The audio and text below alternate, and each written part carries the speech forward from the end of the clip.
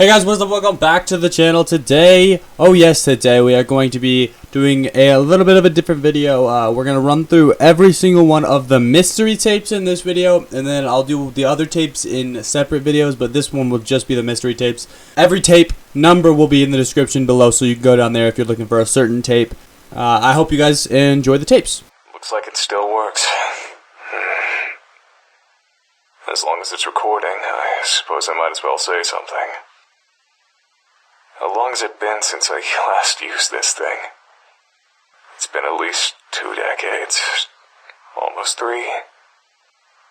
Those were better times. I was so young back then. My future seemed so bright.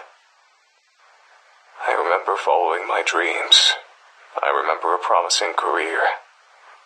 I remember being happy. If I could turn back time, what would I do differently? I know exactly what I should have done.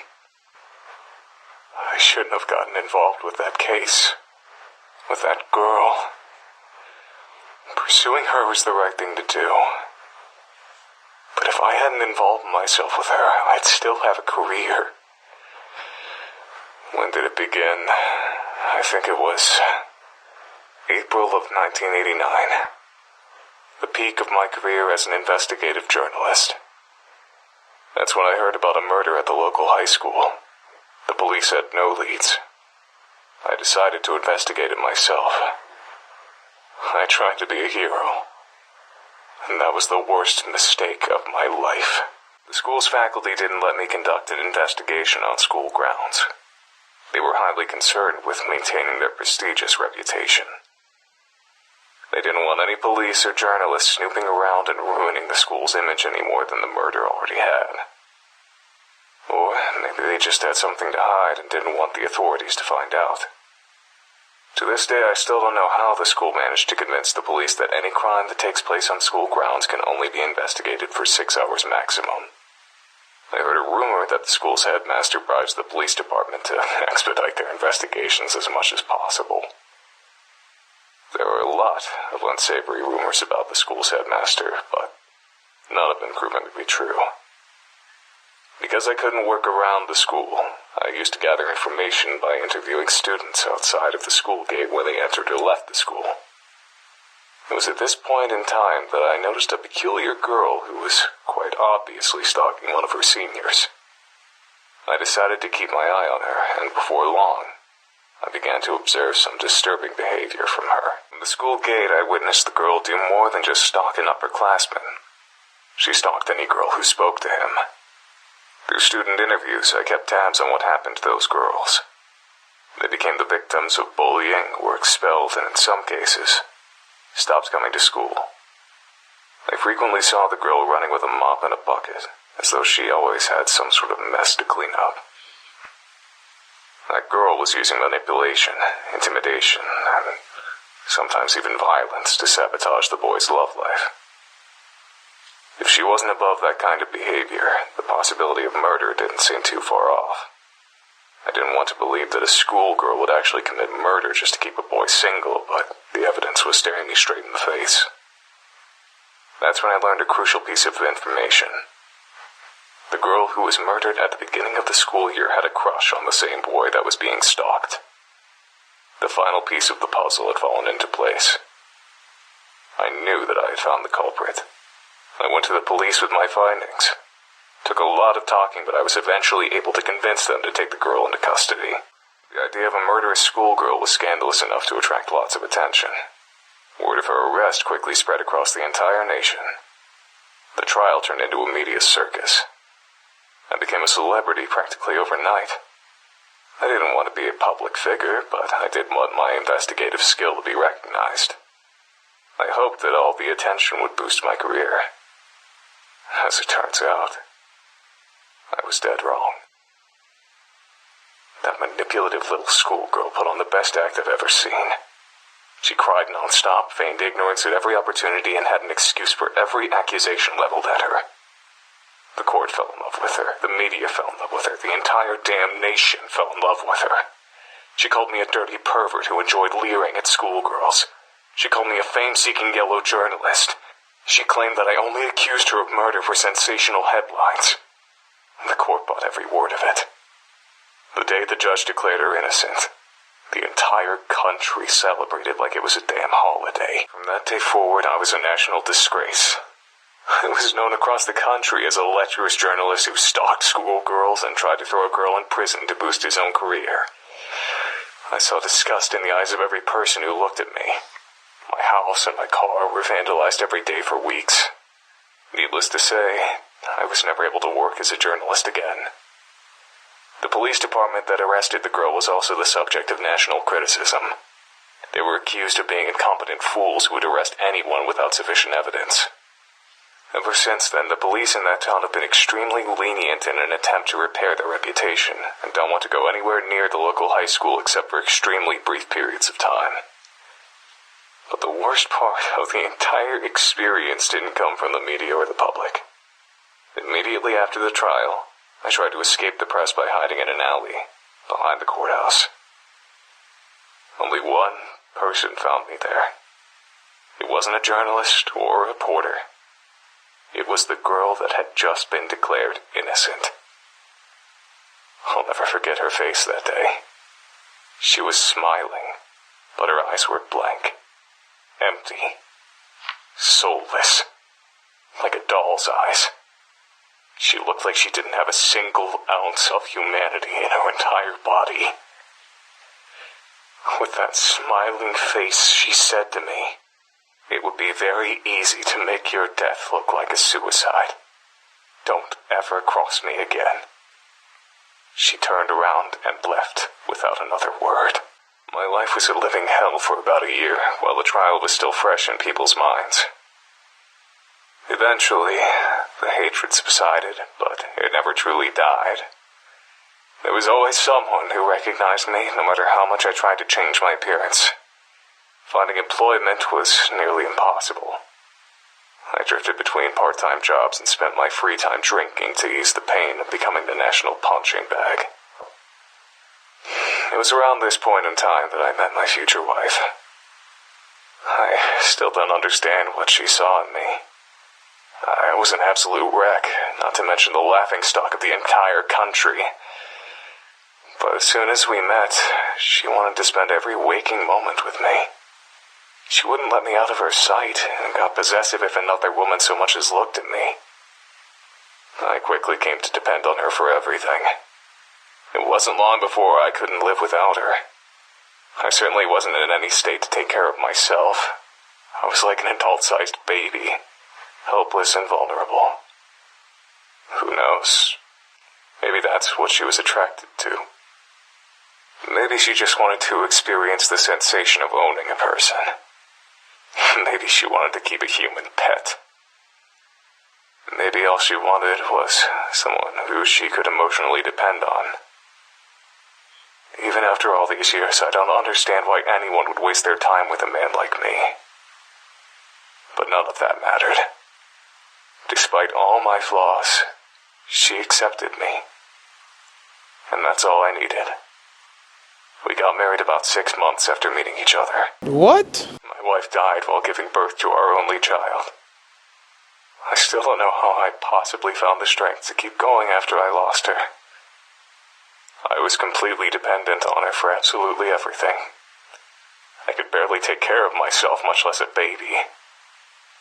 Somehow, I managed to make it through those years. But even after all this time, I'm still a deadbeat drunk who can't hold down a job. It was very difficult to love my own infant daughter, knowing that my wife was dead because of her. I'm pretty sure I was a horrible father. She practically had to raise herself, and I never tried to spend much time with her or learn about her interests. Even now, I don't think I know very much about her.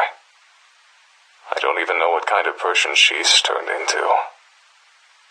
I don't even know what her everyday life is like. I know that she spends all of her time on her computer. She bought it herself. She seems to have a lot of money for someone her age. I'm afraid to ask where it comes from. Sometimes she comes home with blood on her clothing. I can't tell if it's her blood or someone else's blood. I try to stay out of her business. It's partially out of respect for her privacy, but it's mostly out of fear. I've never told anyone about any of this. Never saw a shrink, never had any friends to confide in. I thought that it would be therapeutic to record my feelings, even if I'm only talking to an obsolete machine. But this hasn't calmed me down at all. The only thing to come out of this experience is that all of the anger and hate I've kept buried for the past 2 decades has risen back to the surface. I don't think I can go back to the way things were before. I don't think I can go back to wasting my time with crappy part-time jobs, drinking, and sitting on a couch feeling miserable. I don't want this to be my life. But I can't let myself die just yet either. Not until I see justice served. That girl from 1989. She's a grown woman by now, but she's never been punished for the sins of her youth. I can't go on living in a world where a monster like her walks around in public. I'm the only one who knows the truth about her, so I'm the only one who can bring her to justice. I still know how to track a person down. I still know how to learn a person's secrets. I still know how to dig up the truth. For the first time in decades, I feel like I have a purpose. I feel like I know what to do with my life. I'm going to deliver justice to that murderer. I'm going to die trying. This old antique was good for something after all. I found her. It wasn't hard. She never even moved out of her hometown. I've been following her around town for the past week. It's not that hard to follow someone without being spotted if you know the right tricks. The only difficult part is looking at her without being consumed with disgust. Thinking about what she got away with. Thinking about what she's responsible for. It almost makes me go blind with rage. This whole week, I felt like something was wrong. Yesterday, I realized what it was. I'm surprised it took me so long to figure it out. She suddenly changed directions while walking, or linger in one place for seemingly no reason. I recognized that behavior. It's my own behavior. I know what she's doing. She's stalking someone. It didn't take me long to figure out who her prey was. A young woman just out of high school. I don't know what she's done wrong, but she's clearly marked for death. She'll be dead within a week if I don't do something. I want to warn her that a killer is stalking her, but I can't repeat the mistakes of the past. In order to convict this monster and send her to prison, I need firm evidence that she's a murderer. If I save this young woman's life, I won't have any evidence. I have to let her die. And I have to be there when it happens, filming her murder. It's the only way to get the evidence I need. The only way to make sure that justice is served. But is this really justice? Letting a woman die? If I don't get this monster arrested, then there will only be more victims in the future. So letting her commit murder one last time is the right thing to do. Isn't it? I'm a fool. I'm a goddamned fool. I got sloppy. She caught me. I followed her into an alley, lost her in the shadows. Then I heard her voice from behind me. Long time no see, Mr. Journalist. I turned around and saw her just inches away from me.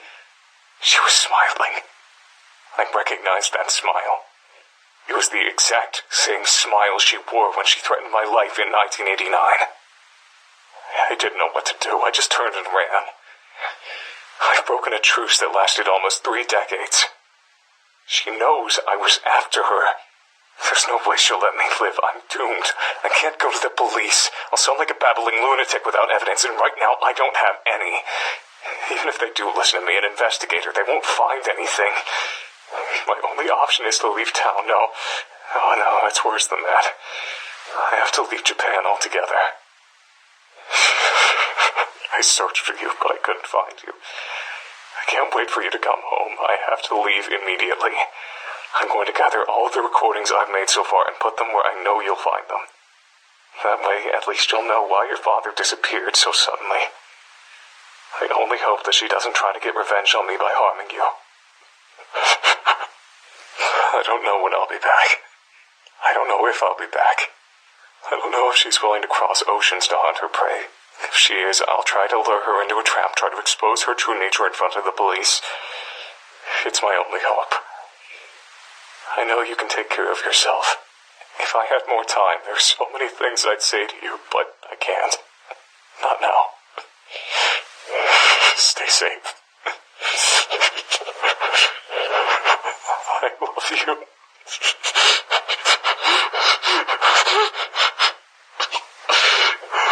Thank you guys so much for watching. If you guys did enjoy, make sure to smash that like button. If you guys got anything you guys would like me to do in Yandere Simulator, make sure to put it in the comments down below. That's all I got for you guys today. Make sure to subscribe for more better content. Until next time, make sure to stay frosty. Peace.